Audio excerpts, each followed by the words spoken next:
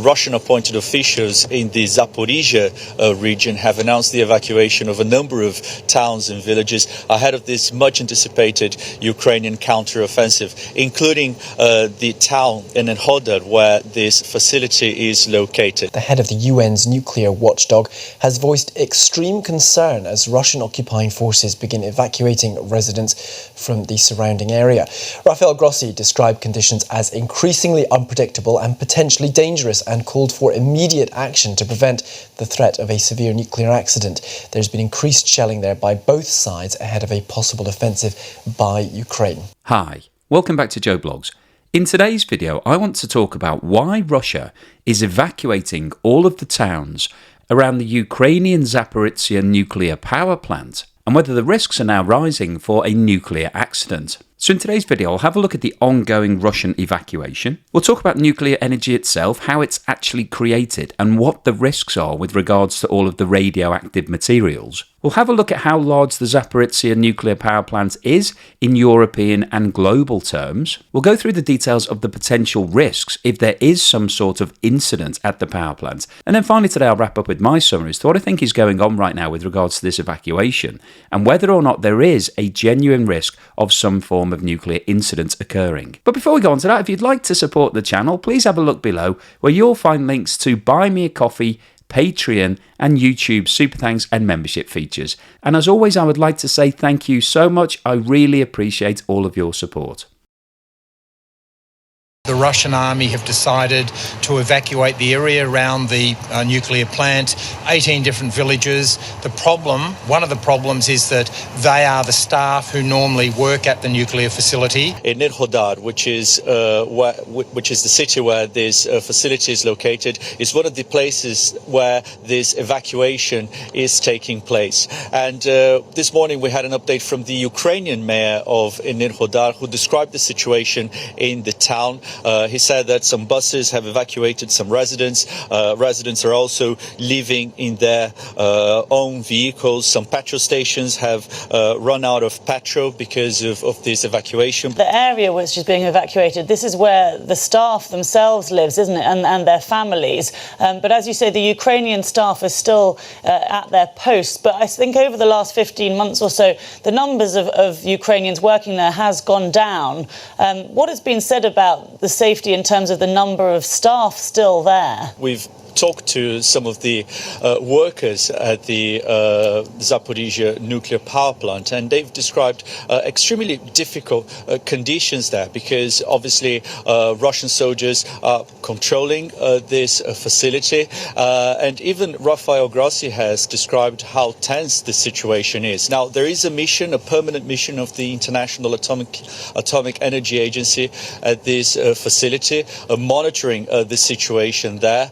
But in this latest warning, Mr. Grossi said that members of this mission haven't been able to go to the town of Hodor, where many of these workers live, to get a sense of what was happening there.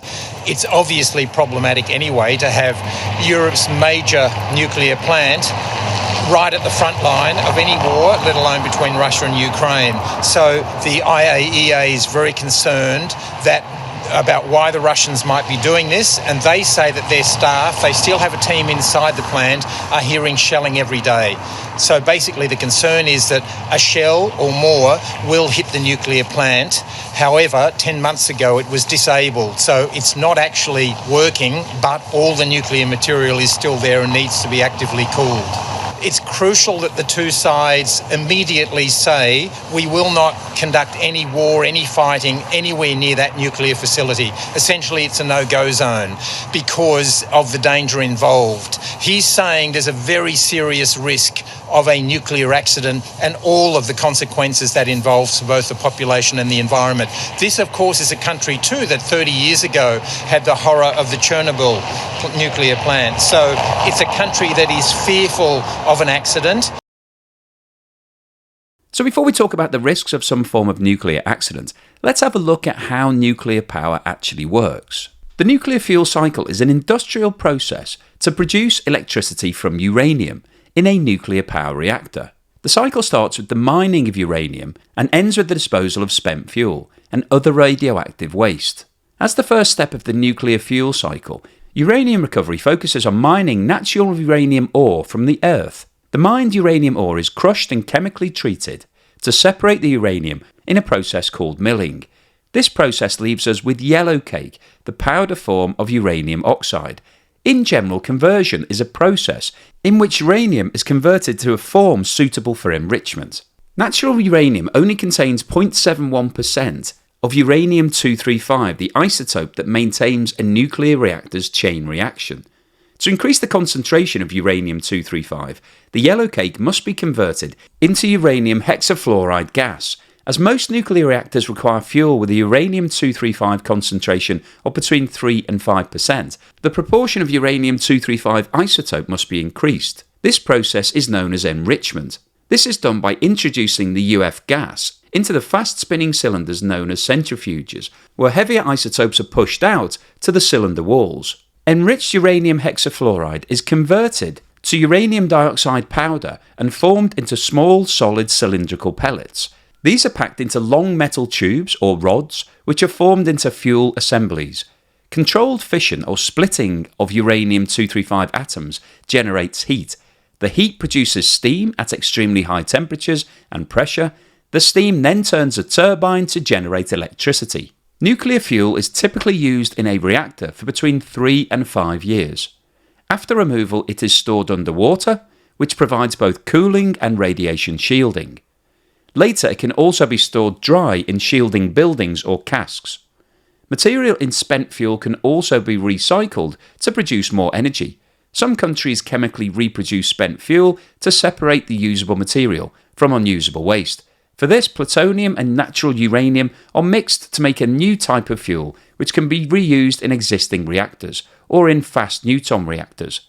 Spent nuclear fuel or high-level waste can be safely disposed of deep underground in stable rock formations and buried deep in the geological formations chosen for their favourable stability and geochemistry. However, these disposal facilities are still under construction, and the first is expected to be operational in the very near future. What we see now is that the Russian appointed officials in that region have perhaps reason to believe that this much anticipated Ukrainian counteroffensive is imminent. We've seen a number of Russian sites in Russian-controlled territory being attacked in recent weeks. The Ukrainian authorities have been publicly discussing the possibility of this Ukrainian counteroffensive, and days ago these local officials announced the evacuation of civilians from areas near the front line. And I think one of the towns is the town of Enerhoda, where this nuclear facility is located. And for a very long time, Rafael Grossi has been calling for the creation of a safety zone around this facility to ensure the safety of this nuclear power plant. He hasn't been able to have both sides agreeing with the creation of this safety zone around this facility. And I think the concern that he's voicing is that this potential counteroffensive and increased military activity around this facility could result in a nuclear accident, as he said in his latest statement. The 1986 Chernobyl nuclear disaster, which took place in Ukraine when it was formerly part of the Soviet Union, remains as the world's worst nuclear accident. However, the Zapororizhzhya nuclear power plant is significantly larger than Chernobyl, and the International Atomic Energy Association has repeatedly expressed concerns over the shelling of the plant and warned that a nuclear disaster could be 10 times worse than Chernobyl. Following Russia's occupation of the area around the power plant, it was announced on the 6th of September that the plant had been put into a cold shutdown. A cold shutdown means that the nuclear reactor's temperature is below boiling point, but electrical pumps which move water through the reactor core must still keep working to cool the fuel and avoid a nuclear meltdown. As a result, a reliable external power supply is essential. Before the war, the plant had 4 high-voltage power lines, which gave it access to the grid as well as several backup lines. However, as a result of the ongoing war and the loss of power lines, it's now reported that the plant is fully reliant on diesel generators. So is there a risk that one of the nuclear reactors could actually melt down? Well, pressurised water is used to transfer heat from the reactors even when they are shut down, and pumped water is also used to cool down removed spent nuclear fuel from the reactors. If the nuclear plant does suffer a power failure, then the nuclear fuel itself could melt down and the zirconium cladding could release hydrogen. A meltdown of the fuel, which remains extremely hot for some time even after the reactor shutdown, could start a fire or explosion that could release a plume of radionuclides into the air where they could be spread over a large area. The Chernobyl accident spread iodine-131, cesium-134 and cesium-137 across parts of northern Ukraine, Belarus, Russia and northern and central Europe. However, in addition to the reactors, there is also a dry spent fuel storage facility at the site for used nuclear fuel assemblies and spent fuel pools at each reactor site that are used to cool down the used nuclear fuel. Kate Brown, an environmental historian at the Massachusetts Institute of Technology, whose book Manual for Survival documents the full scale of the Chernobyl disaster, recently said the basins of spent fuel are just big pools with uranium fuel rods in them. They are really hot depending on how long they've been there. If fresh water is not put in, then the water will evaporate. Once the water evaporates, then the zirconium cladding will heat up, and then we have a bad situation, a fire of irradiated uranium, which is very like the Chernobyl situation, releasing a whole complex of radioactive isotopes. According to a 2017 Ukrainian submission to the IAEA, there is a total of more than 2,200 tons of nuclear material excluding the reactors, and an emission of hydrogen from a spent fuel pool caused an explosion at Reactor 4 in Japan's Fukushima nuclear disaster in 2011. The Zapororizhzhya nuclear power plant is one of the largest in the world, and I thought at this stage it'd be interesting to look at where the top 10 nuclear power plants are actually located. The Walseong nuclear power plant in South Korea is the 10th largest in the world, with a net capacity of 4,598 megawatts electric, which is a technical term used for power plants. Construction of the power plant started in 1976 and it became operational in 1982. The plant has a total of 6 nuclear reactors, 4 of which are the older style pressurized heavy water reactors with a net capacity of 653 megawatts each. And there are also 2 new style reactors that were commissioned in 2012 and 2015 that both have a capacity of 997 megawatts. The 9th largest is the Cattenom nuclear power plant in France, which has a net capacity of 5,200 megawatts electric. The plant consists of 4 pressurized water reaction units, each with a capacity of 1,300 megawatts. All 4 reactors were built between 1971 and 1991 and are relatively modern. The plant is owned and operated by Électricité de France, which is one of the biggest utility power companies in the world. The 8th largest is also located in France, being the Paluel nuclear power plant, which has a net capacity of 5,320 megawatts electric. The plant is located around 40 kilometers from the coastal city of Dieppe and has 4 reactors, each with a power output of 1,382 megawatts. All of the reactors became commercially operational in 1985 and 1986 and are scheduled to be out of commission by 2026. The operation of these plants is notable because on numerous occasions they've encountered problems associated with cooling, as the supply of cold water has been repeatedly blocked by seasonal droughts. The 7th largest is the Gravelines nuclear power plant, which is also in France and is the largest in the country. This plant consists of 6 900 megawatt reactors, which resulted in this becoming the first nuclear power station in the world to produce a terawatt hour of electricity. The first 2 reactors entered service in 1980, the second 2 in 1981, and the final 2 in 1985. And interestingly, these last 2 units were originally intended for export to Iran, but the order was cancelled after the Iranian Revolution in 1979. Since 2006, the power station has reported 3 minor nuclear emergencies, including one when it was discovered that an electrical wire had not been plugged in correctly during the last outage in 2005. The Zapororizhzhya nuclear power plant is the 6th largest in the world and the largest in Europe and has a net capacity of 5,700 megawatt electric. The plant has 6 Soviet-made pressurized light water reactors, each of which generate 950 megawatts of power. This class of reactor is exclusive to parts of Europe and Asia. Construction of the power plant started in 1980. The first unit was commissioned in 1985 and the final one in 1996. Following the large-scale renovation in 2017, it was expected that the plant would be operational until 2027. The fifth largest is the Hanbit nuclear power plant in South Korea, which has a net capacity of 5,875 megawatt electric. The plant has 6 pressurized water reactors, the first of which were commissioned in 1986, and the last of which became operational in 2002. The plant is operated by the Korea Hydro and Nuclear Power Company, and in 2012, 2 of the reactors had to be shut down for 8 weeks after they were affected by forged components. The fourth largest is the Hanul nuclear power plant, also in South Korea, which has a net capacity of 5,928 megawatt electric. This power plant currently has 6 reactors, the first of which became operational in 1988. However, 2 more units are currently under construction. The third largest is the Kori nuclear power plant, which is also in South Korea and has a net capacity of 6,040 megawatt electric. This is the largest nuclear power plant in South Korea and the second largest in Asia, and has 7 operational reactors, the first of which was opened in 1978. The second largest is Bruce Nuclear Generating Station in Canada, which has a net capacity of 6,384 megawatt electric. The power plant is based in Ontario, and construction was actually started in 1969. The plant itself is made up of 8 pressurized heavy water reactors, arranged into 2 plants with 4 reactors each. And the largest nuclear power plant in the world is the Kashiwazaki Kariwa in Japan, which has a net capacity of 7,965 megawatt electric. The plant has a total of 7 reactors, the first of which was constructed in 1980 and became operational in 1985, and the last of which became operational in 1997. However, in July 2007, an offshore earthquake took place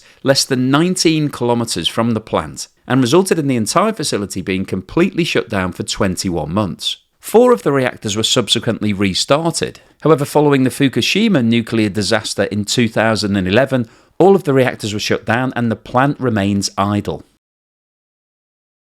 So what's the summary and conclusion today? Well, I wanted to post this video because the news that Russia is evacuating the area all around the Zapororizhzhya nuclear power plant has obviously started warning signs flashing. Now, as we saw earlier in the video, the official reason why Russia is evacuating this area is because it's expected that there's going to be an increase in fighting. It's reported that Ukrainian forces are preparing attacks for the area. Now, obviously, there are concerns when there's any increase in fighting with regards to this conflict. But in the Zapororizhzhya region, obviously, there are major concerns because if fighting does start around that nuclear site, there is a genuine risk of missile strikes hitting that nuclear power plant, whether they are planned strikes or by accident. We've heard a lot in the war of missiles going astray and accidentally hitting the wrong targets, and if that was to happen, there are potential risks that we could see a nuclear incident. Now, as you've seen from the video, the nuclear power plant in Zaporizhzhia has gone into cold shutdown, so it's not actually operational, but that doesn't mean that there's no risk.